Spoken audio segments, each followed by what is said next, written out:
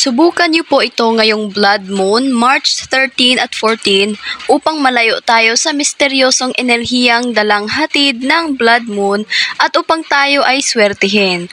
I-mindset lagi ang kasaganaan at isaisip na ikaw ay yayaman na at matutupad na ang iyong mga pangarap. Gawin niyo po ang bagay na ito upang maalis na lahat ng kamalasan at iaadya ka nito sa kaswertihan.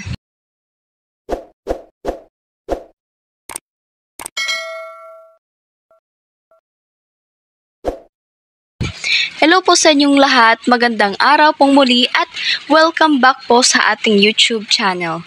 Ngayong araw po ay magbabahagi na naman po ako sa inyo ng panibagong gabay, pampaswerte at ritual na gagawin po ninyo upang sa gayon ay maging masagana ang pagpasok ng buwan ng Marso po, lalo na po ngayong nalalapit na po ang total lunar eclipse kung saan siya po ay magaganap sa March 13 at 14 at magaganap rin po ang Blood Moon.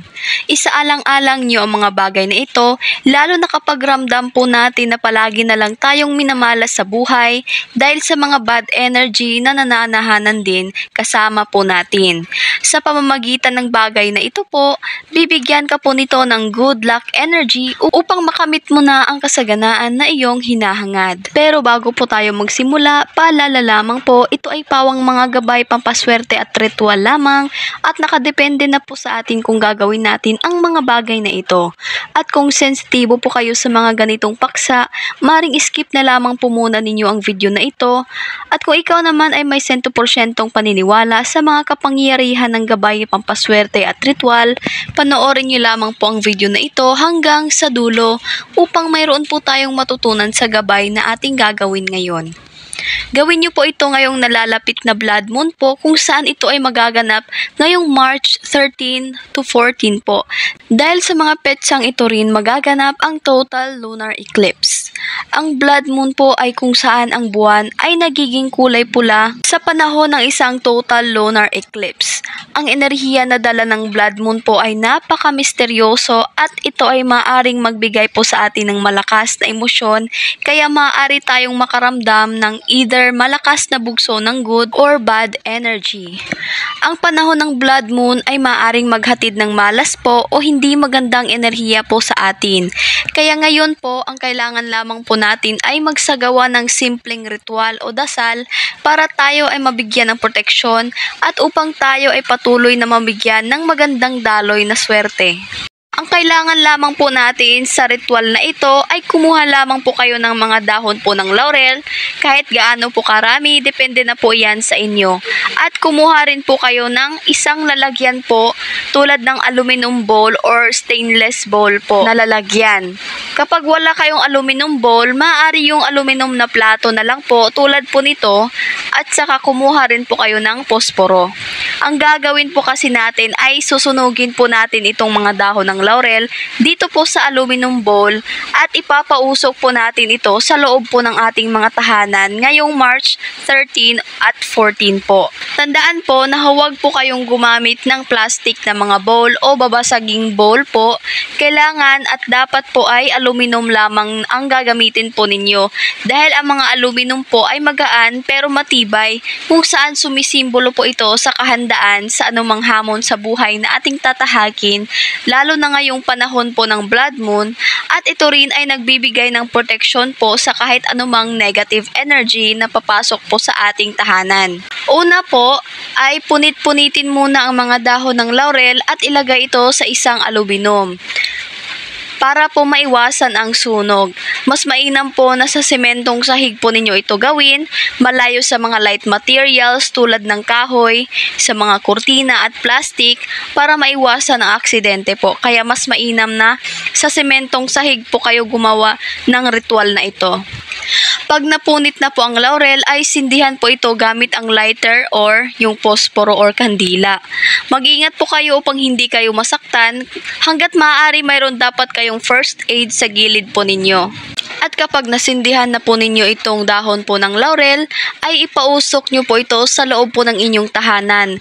Magsimula po kayo sa inyong main door, papasok po sa loob ng inyong bahay.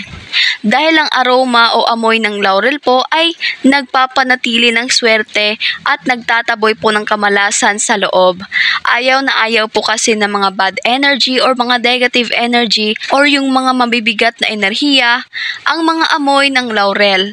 Kaya mainam itong ginagamit na pangtaboy ng bad energy at nag-aadya po ito ng swerte. Kapag nawala po yung usok or napatay po yung apoy doon sa dahon ng laurel po, maaring sindihan muli ito hanggang sa maging pulbos na po itong dahon ng laurel. Basta ang pinaka-importante po ay napausukan nyo po ang paligid ng inyong bahay o sa loob po ng inyong bahay. Lalo na po yung mga parte po ng bahay na malalamig at mabibigat po yung dalang enerhiya nito, tulad po ng mga basement or sa mga sulok-sulok po ng bahay. Magpausok din po kayo sa CR dahil ang ating mga palikuran po ay tahanan din po ng mga negative energy, kaya huwag nyo rin kalimutan na pausukin ito doon. Maaari nyo pong gawin ang ritual na ito sa gabi po ng March 13 or sa gabi po ng March 14, depende na po sa inyo dahil dyan po magaganap ang total lunar eclipse at ang blood moon po. Basta tandaan lamang po natin na kapag tayo po ay gumagawa ng mga ritual, dapat po ay magaan po ang ating mga kalooban at pakiramdam at dapat wala po tayong aligaga at maaliwalas po ang ating mga kalooban. Huwag po tayong mabad mood para hindi po masayang ang ating effort sa paggawa ng mga ritual na ito upang maka-attract po tayo ng swerte at upang ilayo tayo sa kapahamakan at negative energy ng blood moon. Kapag napausukan nyo na po ang buong bahay po ninyo, maaari nyo na pong itapon ang pulbura or pulbos po ng dahon ng laurel doon po sa inyong mga dirty kitchen. At hugasan pong mabuti ang aluminum bowl or aluminum po na plato na iyo pong ginamit. Maaari nyo rin pong gawin ang mga ritual katulad po nito kapag sasapit po ang blood moon, lunar eclipse, solar eclipse, at kapag new moon or first and last quarter moon.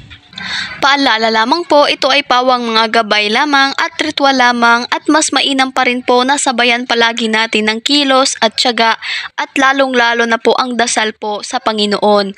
Huwag nating iasa ang ating kapalaran palagi sa mga ganitong pamamaraan dahil hindi ito gagana kapag tayo po ay tamad at walang pananalig sa poong may kapal.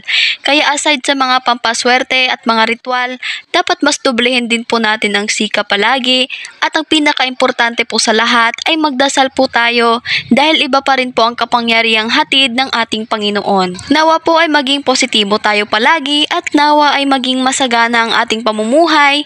I claim it, I claim it, I claim it. Good luck and God bless po sa ating lahat.